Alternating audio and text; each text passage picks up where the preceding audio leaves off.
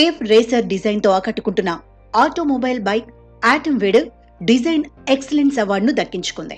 ఇటువంటి డిజైన్ తో మార్కెట్లోకి వచ్చిన మొదటి హై స్పీడ్ ఎలక్ట్రిక్ బైక్ ఇదే కావడం విశేషం.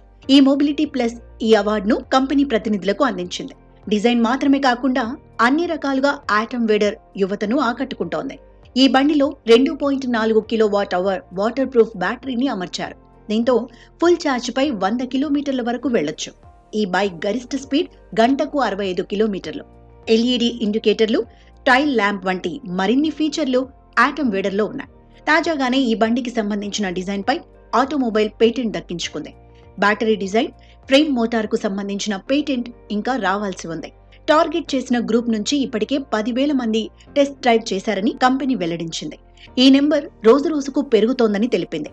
ఆటమ్ వేడర్ బైక్లను హైదరాబాద్ లోని పటాన్చెరు ప్లాంట్ లో తయారు చేస్తున్నారు.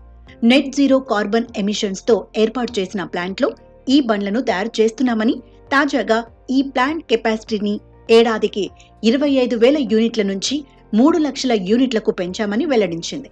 ఈ ప్లాంట్ లో 20,000 చదరపు అడుగుల్లో ఆటమ్ సోలార్ రూఫ్లను అమర్చామని వివరించింది. కాగా ఆటమ్ వేడర్ కు automotive research association of India అనుమతులు ఉన్నాయి.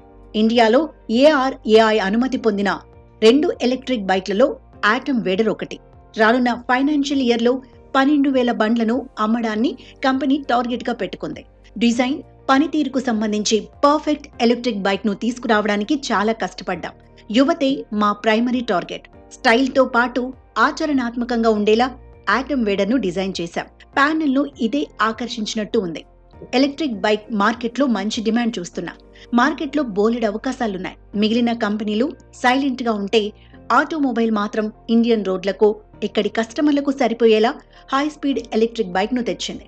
ఈ అవార్డు ఇచ్చినందుకు ఈ మొబిలిటీకి థ్యాంక్స్. పొల్యూషన్ నుంచి దేశాన్ని కాపాడడంలో ఆటోమొబైల్ ఒక అడుగు ముందుకేసింది.